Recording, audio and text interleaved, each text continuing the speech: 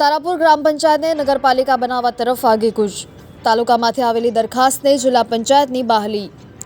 જિલ્લા પંચાયતની સામાન્ય સભામાં સર્વાનુમતે દરખાસ્ત મંજૂર. 34,000ની વસ્તી ધરાવતી ગ્રામ પંચાયતને પાલિકા જાહેર કરાશે.